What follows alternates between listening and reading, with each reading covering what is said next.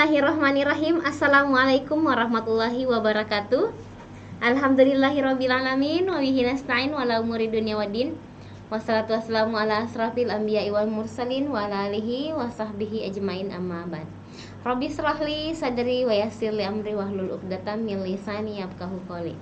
Alhamdulillah, pada kesempatan ini kita bersyukur karena masih diberikan nikmat kesehatan dan kesempatan oleh Allah Subhanahu wa taala, sehingga pada hari ini kita masih bersua walaupun dalam dunia virtual, tapi kita bisa melaksanakan pekerjaan kita masing-masing, dan bahkan hari ini kita mengikuti proses perkuliahan.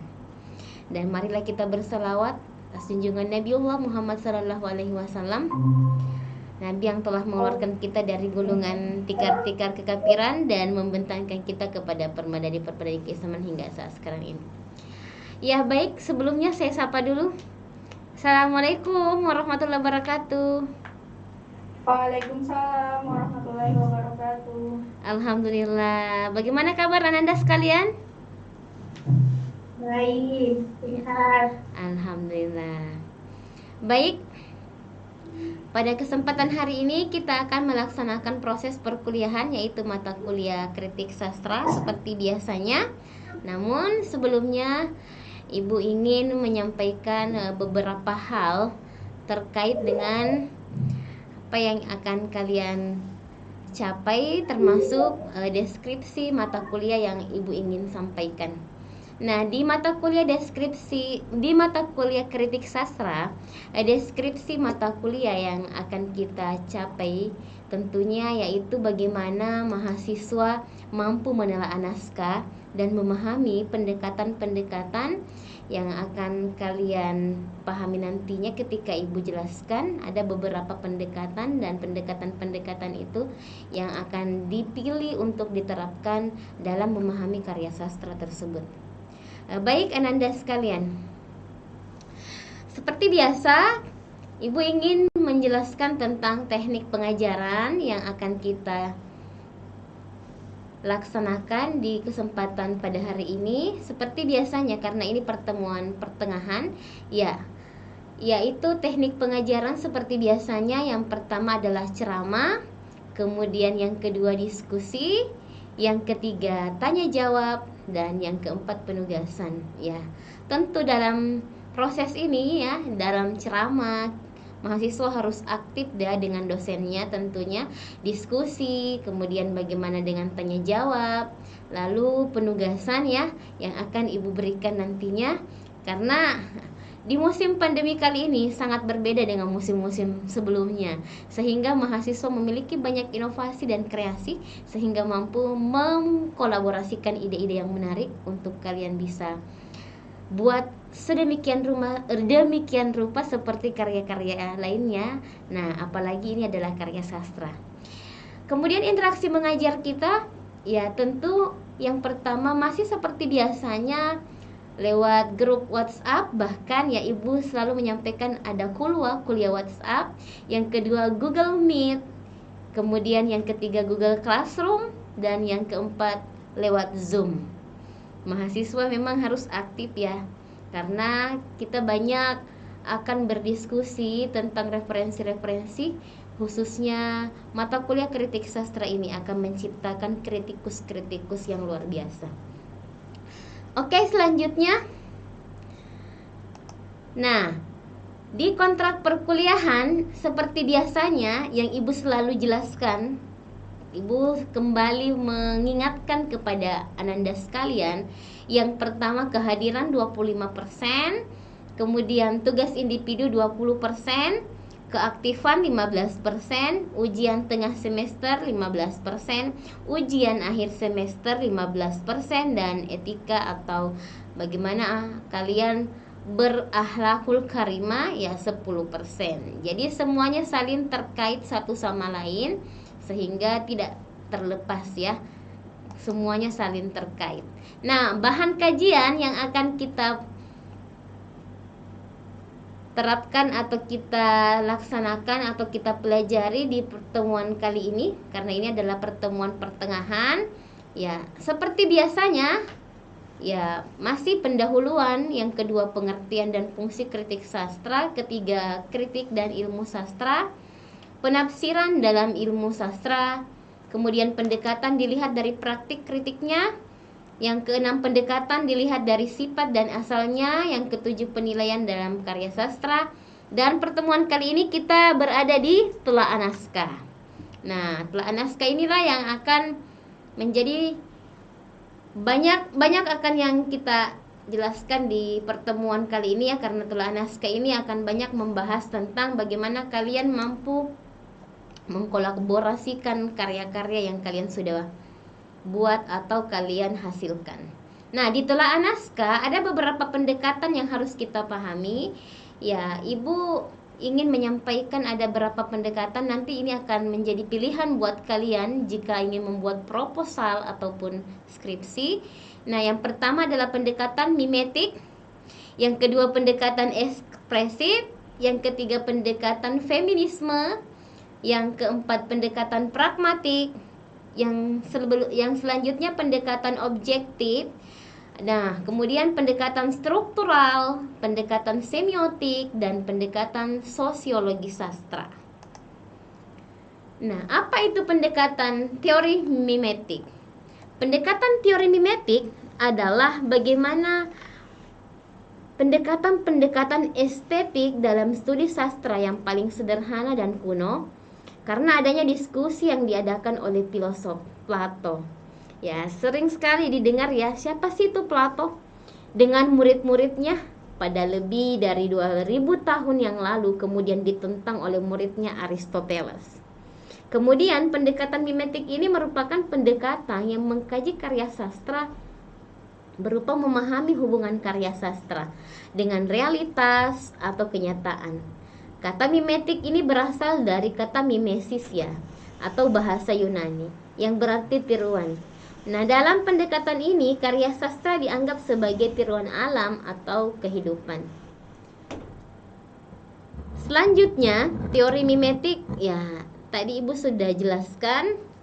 Lalu, setelah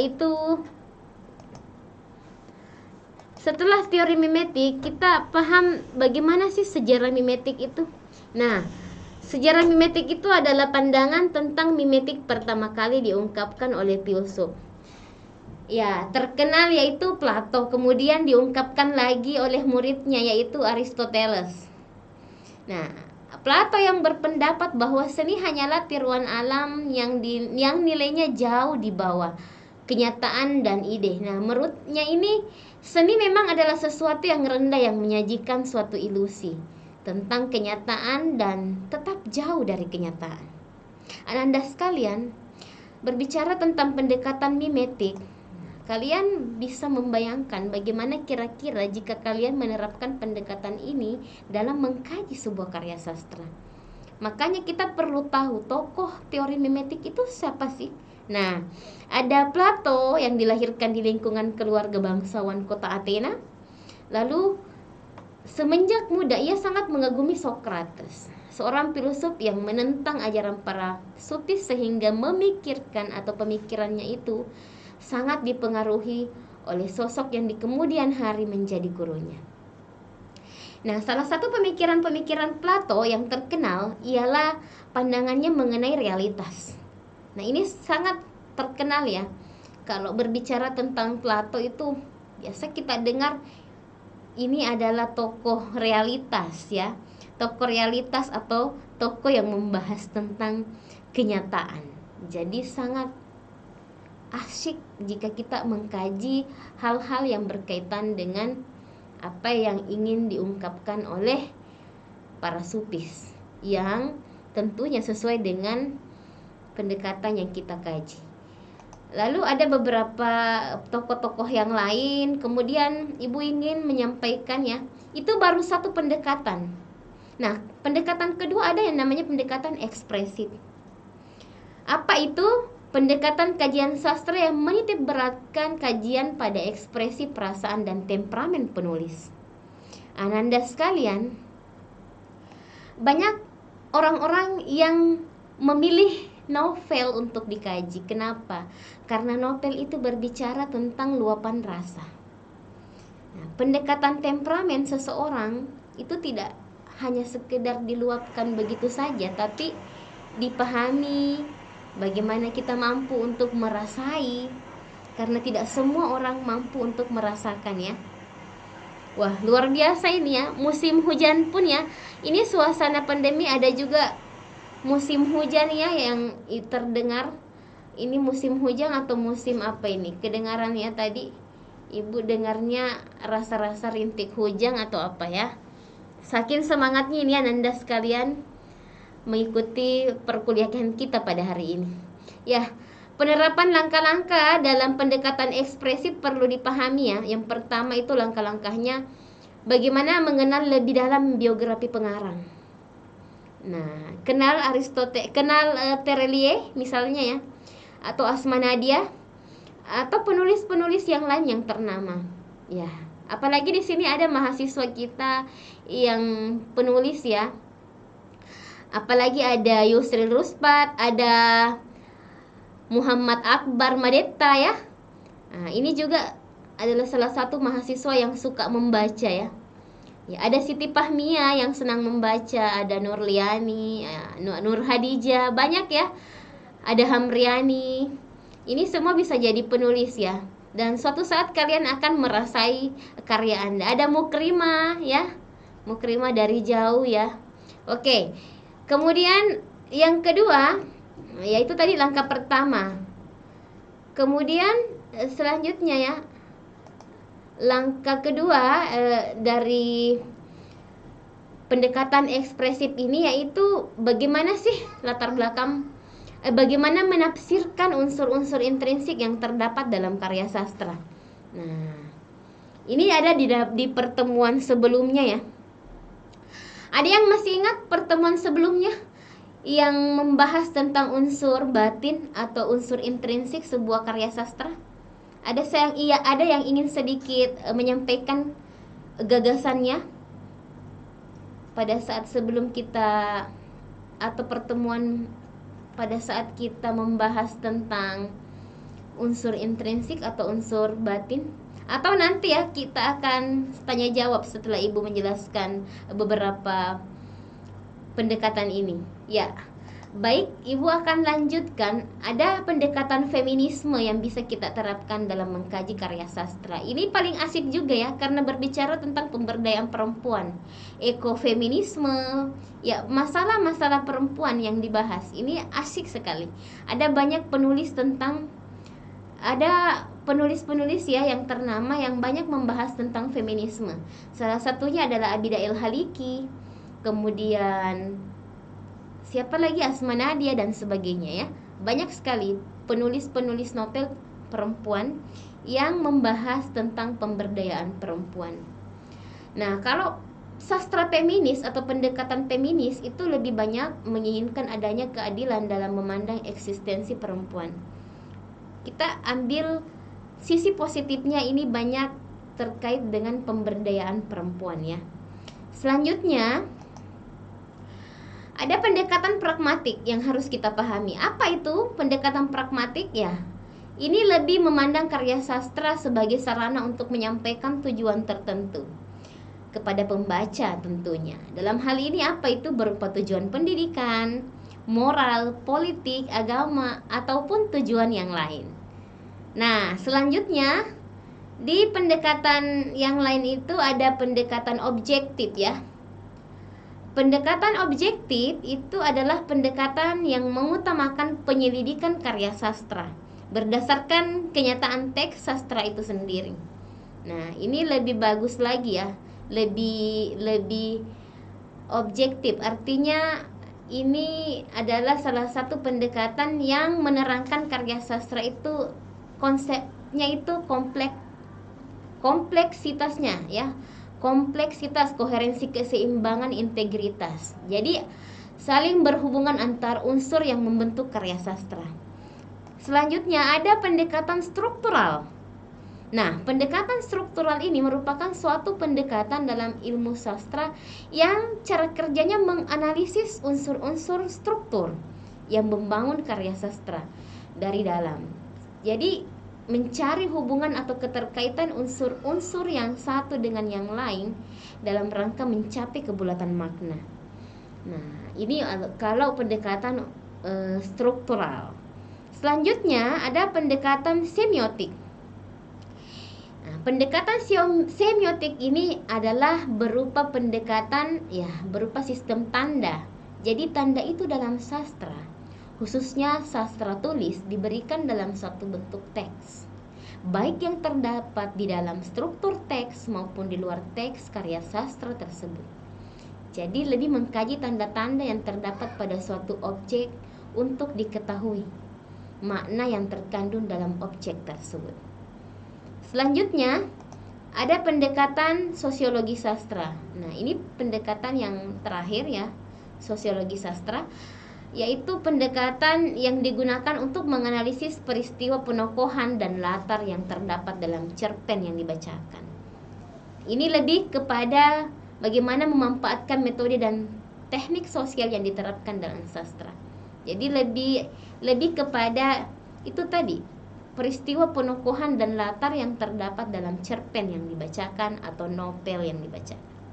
Ya, saya kira itu saja pendekatan yang Ibu sampaikan, karena ini lebih kepada telaah naskah ya, pertemuan kita ya.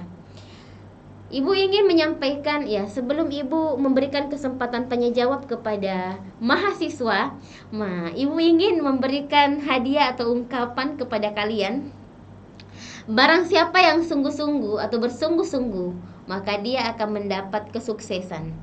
Lakukan yang terbaik di semua kesempatan yang kamu miliki. Masa depan adalah milik mereka yang menyiapkan hari ini. Oke, terima kasih.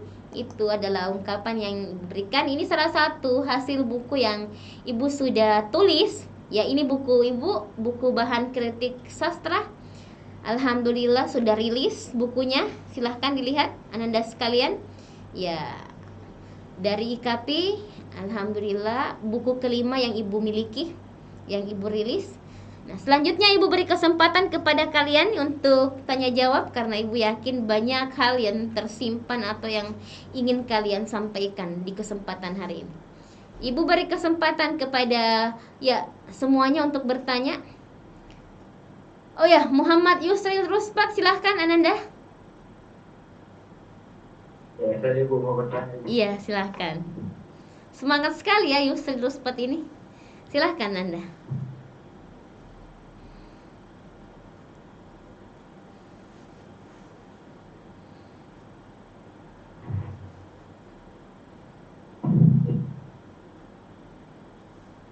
Ya, suaranya tolong.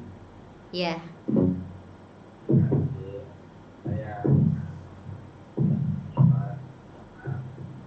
Saya bertanya, tadi Ibu sempat bahas tentang pendekatan sosiologi sastra. Tadi ada penjelasan Ibu, namun saya ingin meminta contohnya, contoh dari pendekatan sosiologi sastra, seperti apa itu? Mungkin Ibu saya memberikan. Oh, hanya ingin meminta contoh dari pendekatan sosiologi sastra. Oke, baik. Ini. Ya, jadi sebelumnya Ibu ingin menyampaikannya, sosiologi sastra itu apa sih? Ibu tadi sudah menyampaikan sebelumnya bahwa sosiologi sastra itu merupakan pendekatan sastra yang berupa studi objektif ya dan ilmiah tentang manusia dan dalam masyarakat, studi lembaga-lembaga dan proses-proses sosial. Jadi sosiologi sastra ini merupakan cabang sosiologi yang memanfaatkan metode dan teknik sosial yang diterapkan dalam sastra, seperti itu. Apa contohnya? Ya, contohnya yaitu di pendekatan sosiologi sastra, bagaimana karya itu menganalisis peristiwa penokohan dan latar yang terdapat dalam cerpen atau novel yang dikaji. Anda bisa mungkin mengkaji salah satu cerpen yang menarik dan Anda bisa menerapkan pendekatan sosiologi sastra ini ya. Karena ini lebih kepada itu tadi, menganalisis penokohan dan latar ya. Kalau saya senangnya jika mahasiswa sudah menentukan novel yang ingin dikaji, baru kalian memilih pendekatan yang cocok dari novel yang kalian pilih tersebut ya. Seperti Yusril ini kan memilih salah satu novel atau cerpen ya, kalau saya tidak salah. Iya ya. Halo? Halo? Iya. Iya Ibu. Contoh novel atau cerpen yang Yusril pernah baca atau pilih apa? Yang ingin dijadikan judul atau bahan proposal ya. Apa judulnya, Nak? Buku puisi esai tentang judulnya Mata Luka Semua Tarta. Wah. Sandi. Iya, keren banget itu ya, karya itu. Nah, itu satu ya, kalau itu yang Anda pilih atau bahas, cocoknya itu ya, yang lebih cocoknya, semua cocok, tapi yang lebih cocoknya dan ngena itu adalah pendekatan sosiologi sastra. Kalau menurut Ibu, nah, Ananda Yusril pilih pendekatan apa itu?